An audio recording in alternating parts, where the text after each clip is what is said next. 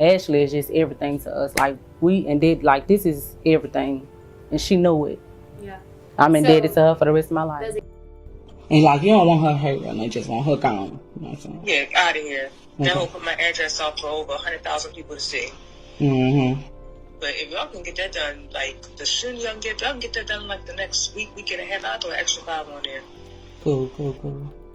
It's gonna be real easy. Glitz, glamour, and now federal prison. A Memphis internet star promised to help you make millions. But in the end, she used her money for murder. Girl built an entire empire selling people a dream. Courses on how to make real money, real fast. She claimed $1 million in 40 minutes. 40 minutes. And posted the receipts right there on Facebook like she was daring somebody to say something. She threw her man a yacht engagement party with Monica performing live at the Bow. Not a Monica playlist. Not a Monica lookalike. Monica. On a rented yacht. She put somebody's mama in a whole house. Showed it on the news. Had people crying on camera. She was the blueprint. The proof. The woman standing at the finish line, waving everybody else through. And then somebody left a comment. And somebody else posted a TikTok. And Ashley Grayson, 8-figure business coach, course creator, philanthropist, sat down and made a list. 3 names, $20,000 ahead. $60,000 total, sitting on the table like a line item in a business budget. Because in her mind, that's exactly what it was. The person she hired to carry it out recorded the entire conversation. On FaceTime. The same FaceTime Ashley told her couldn't be traced. And that, right there, is how a brand becomes a federal case. Stay with me. Because this story is about a lot of things. It's about money. It's about image. It's about what happens when someone gets so addicted to looking like they've won that they'd rather burn everything down than let the truth catch up to them. But mostly, it's about a woman who had every exit available to her. Every off-ramp. Every pivot, every PR-approved soft landing, and chose $60,000 and a hit list instead. We're going to need every minute of this. Ashley Grayson, born Ashley Massengill, did not start with the yacht. She will tell you that herself, because the before picture was always part of the product. She launched AMPM Credit Repair in 2017, coming out of a government job, claiming an overdrawn bank account as her entire starting capital. Her resignation post was the kind women screenshot and share. Last day clocking in for anyone else, building something of her own, betting on herself.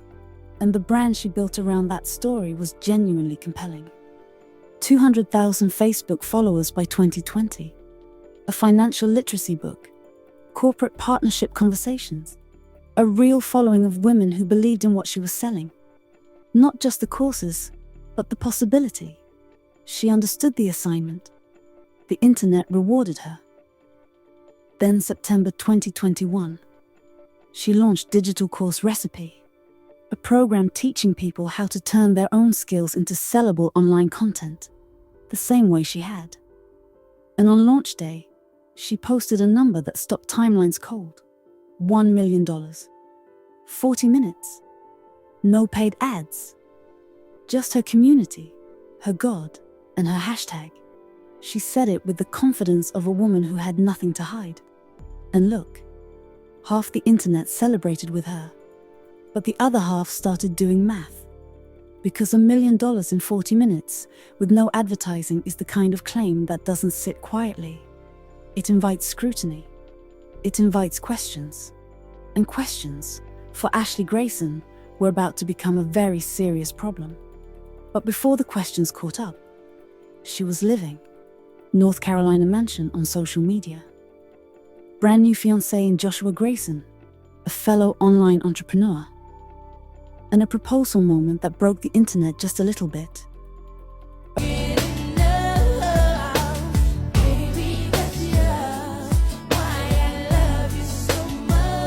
A rented Miami yacht. Monica. The actual Monica. Performing live on the deck while Joshua got down on one knee. This went viral not because people loved Ashley, It went viral because even people who had doubts had to stop scrolling for a second. That's a flex that works whether you like someone or not.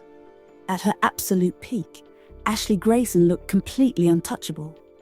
She was also, quietly, building a list of people she wanted gone. The cracks didn't come all at once.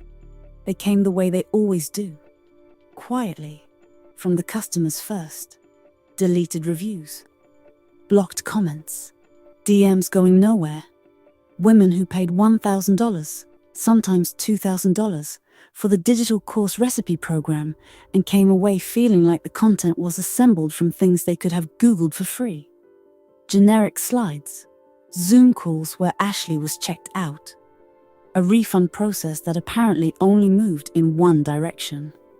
And every time someone tried to say so publicly, under her posts, on her page, it disappeared.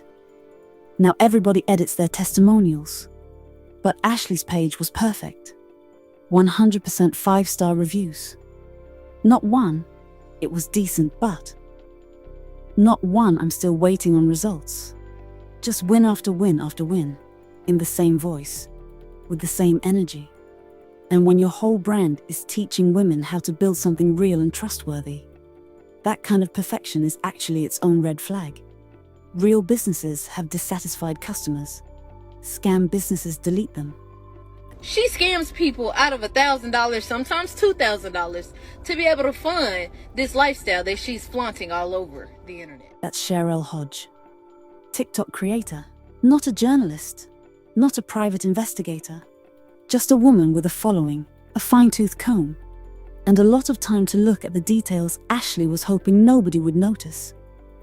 Cheryl broke down the deleted reviews, the course content that looked recycled, the business address that, when you actually searched it on a map, came back as a grocery store in a Florida shopping center. The professional headshots of men on Ashley's website who, when people actually tracked them down, had no idea their faces were being used to make her company look legit. Doctors, random professionals, strangers. That first TikTok hit 2.3 million views. And right around the time, those videos were reaching people who had never heard Ashley Grayson's name. A financial coach from South Haven, Mississippi, walked onto Ashley's Facebook page and left a comment. Her name was Derica Harwell. 9 words and an attitude.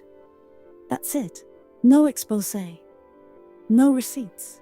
Just a woman with first-hand experience saying, "I've been here before. I had to get legal." The internet immediately split in half. Half said Derica was hating. Half said she clearly knew something. And Ashley? Ashley filed a defamation lawsuit over a Facebook comment that described someone else's own legal actions against her. She sued Derica Harwell for saying she had filed a restraining order. Let me say that again, slowly, so it lands. Ashley Grayson took Derica Harwell to court for the crime of publicly disclosing that she, Derica, had filed a restraining order against Ashley for a situation that had apparently already escalated to the point of needing one. The lawsuit didn't work. Courts have a low tolerance for that kind of thing. And the story kept spreading. More former customers, more questions. The origin story quietly unraveling. Because Cheryl had dug a little deeper and found that the $1 million in 40 minutes had a different version. One where the startup capital came not from a viral course launch, but from a workers' compensation settlement after a workplace accident that cost Ashley a finger. The settlement became the seed money. The seed money became the brand, and the brand claimed it came from nothing. Now, building something real from a settlement you earned? That's not a scandal. That's resourcefulness. She could have told that story from day one, and it would have been just as inspiring, probably more. But she told the other one. And when the truth started surfacing publicly, Ashley Grayson did not pivot, did not recalibrate, did not quietly release a statement, offer some refunds, and live to coach another day. She got a bigger plan. Before we get to the list, we need to talk about Olivia Johnson. because Olivia is not a stranger who answered an ad. Olivia had history with Ashley. Real history. And that history is exactly why Ashley thought she was the right person to call. The two went back years. Back to the AM/PM credit repair era. Ashley had reached out because Olivia had a real social media following, and Ashley wanted promotion. That's how the relationship started. And somewhere along the way, Ashley did something meant to cement Olivia's loyalty permanently. She gave Olivia's mother a house. That clip aired on local news. A wholesome story. A family receiving the gift of a home. Olivia on camera saying she owed Ashley her life. The deed was never transferred. Ashley's name stayed on the property. When Olivia and her mother figured that out, the warmth between them disappeared overnight. So when Ashley called in August 2022 with a business opportunity she needed to discuss in person, Olivia accepted the invitation. But she wasn't walking in blind anymore. The meeting was Dallas. Early September 2022. Olivia brought her husband Brandon. Ashley had Joshua there. And when the room was settled, Ashley laid out what the opportunity actually was. 3 targets. Derica Harwell, the Mississippi financial coach, the Facebook comment. The woman Ashley had decided, without a single in-person interaction, was the architect of every fake profile and every piece of noise damaging her brand. Patrick Tate, Ashley's ex-boyfriend. He knew the operation. He knew things. Cheryl Hodge, the Texas woman whose TikTok had 2.3 million people looking at Ashley's business sideways. 3 names. 3 prices. $20,000 per person. Plus a $5,000 bonus if Derica was handled within the week. She sent photos. Addresses. Personal details. She had done her homework on each target like this was a vendor onboarding package. Olivia Johnson had no intention of killing anybody. What she had was a grievance. That house, that deed, that performance of generosity that turned out to be nothing but control. And when you already know what Ashley Grayson's gifts cost, you pay attention differently to what her contracts are worth. She went home to Memphis, texted Brandon. Play along. We're going to get proof. September 10th, 2022. Memphis. 2 phones on the coffee table. 1 to make the call. 1 to record it. Ashley would see Olivia's face on FaceTime. She would not see the second camera. And like, you don't want her hurt, and they just want her gone. You know what I'm saying? Yeah, out of here. That will put my address off for over 100,000 people to see. Mm-hmm. But if y'all can get that done, like the soon y'all can get that done like the next week and a half. I'll throw an extra 5 on there. Cool. It's gonna be real easy. On that call, Ashley confirmed she wanted Derica killed as soon as possible. She confirmed the payment terms. She confirmed the targets. She sounded like a woman reviewing a vendor contract, not orchestrating 3 murders. She also told Olivia that FaceTime couldn't be traced. It can. The FBI would like you to know that personally. After the call, Olivia and Brandon needed Ashley to believe the job was moving. So they pulled up a photo, police lights from a completely unrelated Memphis incident, sent it over as proof of an attempt, and demanded $10,000 for the effort. Ashley paid it. Second Dallas trip. Surveillance cameras at the apartment complex caught the handoff. $10,000 for a murder that never happened, using a photo of someone else's crime scene. Then Olivia and Brandon went to an attorney in Memphis, and the FBI got a phone call. Around the same time Olivia was talking to her attorney, Ashley Grayson also called the FBI. Not to confess, to report that she was being extorted. She called federal investigators to complain that the people she paid, on a recorded FaceTime call, were now demanding money from her fraudulently. She wanted law enforcement to step in. She walked into the FBI's field office and handed them the whole case on a tray. The agents she called were already building a file. Now they had the recording, the financial records, the surveillance footage. and Ashley's own voluntary account of events. In July 2023, a grand jury in the Western District of Tennessee returned a one-count federal indictment. Ashley Grayson and Joshua Grayson, conspiracy to use interstate commerce facilities in the commission of murder for hire. Federal charges. No state deal. No lesser offense. Federal. And Ashley's response to being federally indicted? She kept posting. The brand needed content. The feed needed to be fed. Whatever was happening in the courts, the image always came first. March 2024. Federal Courthouse, Western District of Tennessee. 1 week. That's how long it took for a jury to decide whether Ashley Grayson had paid $60,000 to have 3 people killed. 7 days. The prosecution was not complicated. They had the FaceTime recording. They had Olivia Johnson on the stand. They had the financial records, the text messages with victim photos and addresses, and the surveillance footage of the Dallas payment.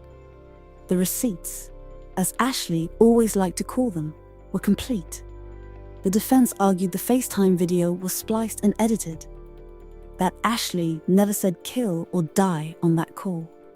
Joshua's attorney argued there wasn't sufficient evidence his client knew the specifics of what his wife had arranged. March 29th, 2024. The jury returned. Ashley Grayson, guilty. Joshua Grayson, not guilty. Joshua walked out of that courthouse a free man. By all accounts, he paused in the aisle, looked once toward his wife, then left. Outside, he told cameras she was innocent and they'd prove it. She stayed inside, convicted, facing the maximum. Now, whether Joshua not knowing what his wife was doing inside a meeting he attended and a payment he was present for is the most believable version of events is entirely your call. The jury made theirs. Patrick Tate, one of the 3 people on that list, gave a full tell-all interview to Tasha K back in December 2022, months before the indictment. You've been a subject of a pretty huge controversy. Oh, yeah. Involving your ex-girlfriend, Ashley Grayson, okay? And so we did speak to Sherelle Hodges, who is now currently in litigation with Ashley Grayson for outing her for allegedly scamming thousands and thousands of customers with her, like, business digital course. Trust me, I was her tech person.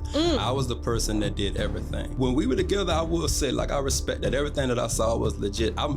We sat there and she opened enrollment, and I saw $1 million in 8 minutes. I saw a video floating around of an alleged murder for hire. It's not alleged. I know the reason why y'all have to say alleged. Yeah. But it's not alleged. She's not suing you. Oh no, she just wanted me out of here. She put a hit out on me. Hit out on you? Oh yeah. And mine was the most. She has multiple hits out, but mine was the most. How much did she put on your head? $60,000. You and Ashley met on some business. I was legit, there for business, and then, one thing led to another. She was married at the time, but she didn't care about none of that. I was living in Austin, Texas. She was living in Dallas. She wanted me to come to Dallas to beat her down, so went to the Omni Hotel. I knocked her wig off. And then we got up, went, got food, got drinks, came back to the room. I knocked the wig off again after she put it back on. And then I sent it back to her husband the next day. What do you mean she's not your type? Oh, no, you ain't my type, so the money that you had made it a little bit easier. But I ain't, it was, He talked about the business relationship that soured, the fear, the threats. He had been living with the knowledge that someone had put a price on his head. When FBI agents eventually showed up at his house, he was reportedly in the driveway polishing a car. The most normal Tuesday of his life. Except it wasn't. October 31st, 2024. Halloween. The universe has a sense of humor. Judge Thomas L. Parker sentenced Ashley Grayson to 120 months in federal prison. The maximum sentence available under federal law, 10 years. No parole. There is no parole in the federal system. Followed by 3 years of supervised release. Before sentencing, her team tried everything. The video was tampered with. She had suffered childhood trauma. She was a philanthropist. They literally cited the house she gave away, the same house whose deed she never actually transferred. And then there were the pregnancies. Sentencing was originally set for July 2024 and got pushed. Then pushed again. The judge eventually stopped waiting. Acting U.S. Attorney Reagan Fondren stood up and said, "This was a 21st century crime where online feuds and senseless rivalries bled into the real world. The defendant tried to hire someone to murder a woman over things that happened exclusively on the internet. Exclusively on the internet. A Facebook comment. A TikTok. An ex who knew too much. 3 people used their voices publicly and ended up on a list. That's the whole story. 120 months. Maximum. On Halloween. Here's what I can't stop thinking about. Derica Harwell never met Ashley Grayson in person. Not once. The restraining order, the lawsuit, the $60,000 hit list, the federal conviction. All of it came from a woman Ashley had only ever encountered through a screen. A Facebook comment from someone she'd never been in the same room with sent Ashley Grayson into a spiral that ended with a decade in federal prison. Cheryl Hodge posted a TikTok. That's the thing that put her name on a murder list. A woman with a following looked at another woman's claims, did the math, and said publicly what the numbers actually told her. 2.3 million people agreed. And Ashley's response wasn't to fix the numbers. It wasn't to be honest. It wasn't to pivot the brand. It was to try to remove the person doing the math. The brand was never going to survive the scrutiny. You cannot build something on a number that doesn't hold up and expect women. Specifically the women who are your entire audience, women who have been lied to before, women who know the difference between a success story and a performance of one. To not eventually look closer. They looked. They found it. They said so. And the only thing Ashley Grayson was actually protecting by the end wasn't the money. It wasn't the business. It was the image. The yacht and the mansion and the $1 million in 40 minutes. The image was all she had left. She paid $60,000 to protect it. The receipts were there the whole time. They always are. One question before you go. And I genuinely want to know what you think. Joshua Grayson was in that Dallas room. He was there for both meetings. He was standing next to his wife when the $10,000 changed hands. He walked out of that courthouse acquitted. You tell me what you think about that. Drop it below.